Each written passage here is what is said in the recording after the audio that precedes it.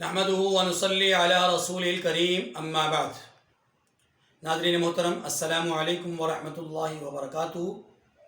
بفضل الرحمن آج پارہ نمبر 20 کا خلاصہ آپ کی خدمت میں پیش کر رہا ہوں۔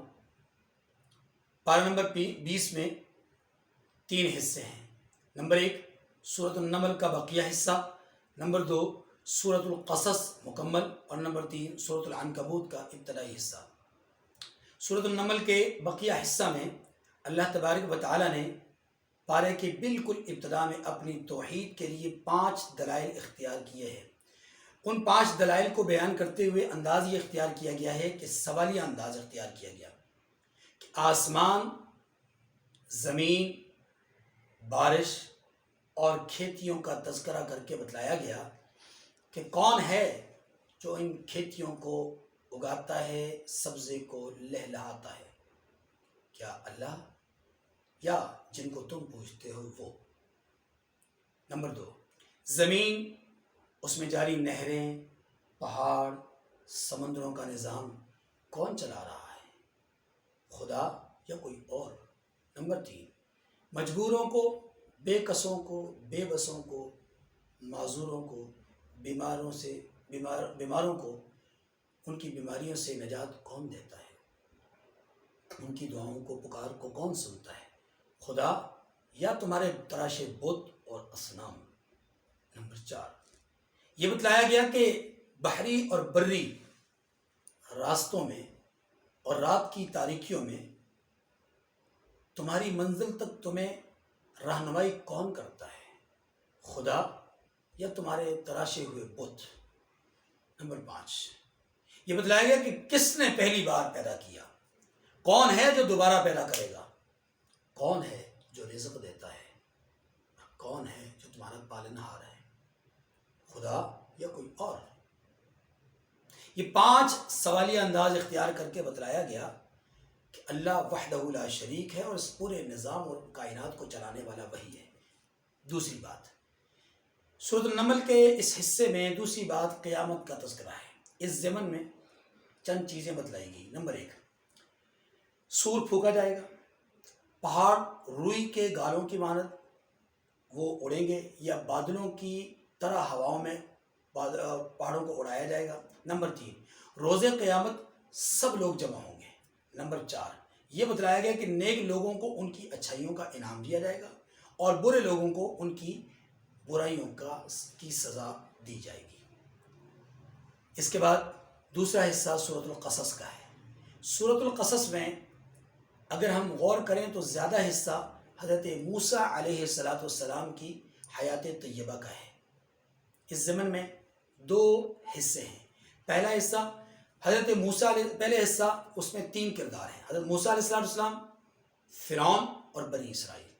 دوسرا حصہ اس سورہ مبارکہ میں حضرت موسیٰ علیہ السلام کی حیات کا، اس میں 2 کردار ہیں، ایک حضرت موسیٰ علیہ السلام اور دوسرا قارون۔ پہلے حصے میں جو 3 کردار ہیں ان میں حضرت موسیٰ علیہ السلام کی پیدائش سے لے کر کے فرعون کے غرق آگ ہونے تک کے مختلف واقعات کو مختلف انداز میں بیان کیا گیا۔ آپ کی پیدائش کے بعد آپ کو صندوق میں ڈال کر کے دریا کے سپرد کیا جانا، واپس پلٹا کر کے ماں کے پاس دودھ کے لیے لایا جانا، پھر جوانی کی دہلیز پہ قدم رکھ کر کے قبطی کا قتل ہونا آپ کے ہاتھ سے، مصر کو چھوڑ کر کے مدین کی طرف آپ کا رخ کرنا، وہاں پہنچ کر کے حضرت شعیب علیہ السلام کی زیر تربیت آنا اور ان کی بیٹی سے نکاح کر کے 10 سال کی مدت کو وہاں گزارنا اور وہاں سے واپس پلٹنا مصر کی طرف، راستے میں شرف نبوت سے جو ہے وہ مختص ہو جانا یا شرف نبوت کا مل جانا، اور پھر دربار فرعون میں جا کر کے فرعون کو اللہ کی وحدانیت کی دعوت دینا، فرعون کا تکبرانہ اور مغرورانہ انداز، اور اس کے تناظر میں موسیٰ علیہ السلام کا اس کے لیے ہدایت کا یا پیغام جو ہے وہ نجات کا پیغامبر بن کر کے دلائل دینا، معجزات کا اظہار کرنا، اور پھر فرعون کا اپنے تکبر اور غرور کی وجہ سے انکار، اور اس انکار کے بعد فرعون کا غرق آب ہونا۔ یہ سارے واقعات اللہ تعالیٰ نے اشارتاً، کنایتاً، صراحتاً، کچھ تفصیل سے، کچھ جو ہے وہ قدر اجمال سے بیان فرمائے۔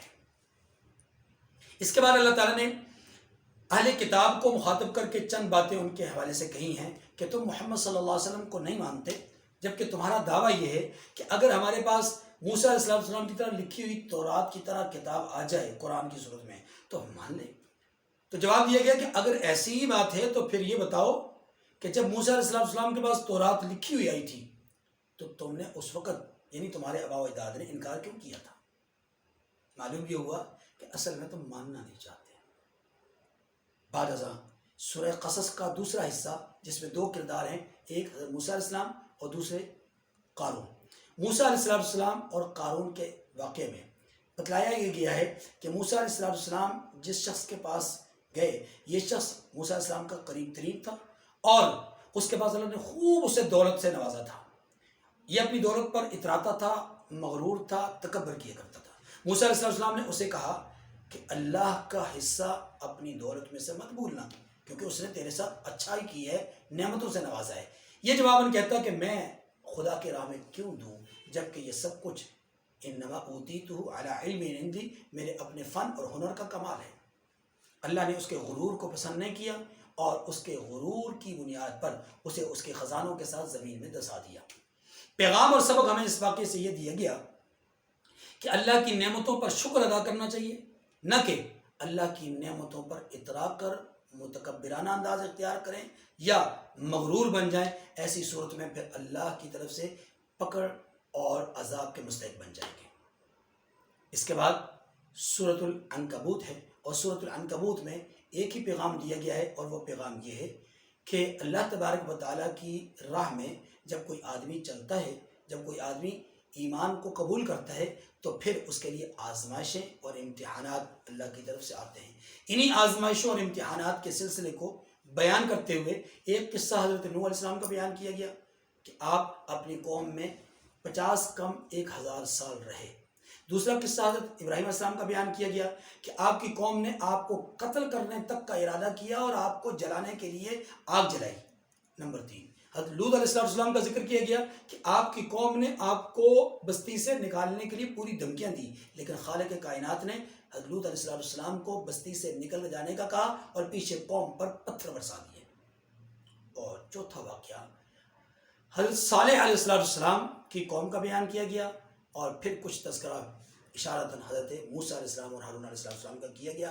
آخر میں بتایا گیا کہ یہ جو اقوام ہم نے بیان کی ہیں، خواہ قوم موسیٰ ہو، خواہ قوم عاد ہو، خواہ قوم ثمود ہو، خواہ قوم صالح ہو، یہ تمام کی تمام اقوام، فرمایا ان قوموں کے ساتھ یا قارون، ان تمام لوگوں کے ساتھ جو ہمارا معاملہ رہا ہے وہ ان کی نافرمانیوں کی وجہ سے، ان کے ظلم اور عدوان کی وجہ سے یہ رہا کہ ان میں سے بعض تو وہ ہیں کہ جنہیں ہم نے زمین میں دسا دیا، کچھ وہ ہیں کہ جن کی شکل و صورت کو مسخ کر دیا، کچھ وہ ہیں کہ جن پر ہواؤں کو چلایا اور انہیں تباہ و برباد کر دیا، کچھ وہ ہیں کہ جنہیں چیخ اور چنگاڑ نے تباہ برباد کیا۔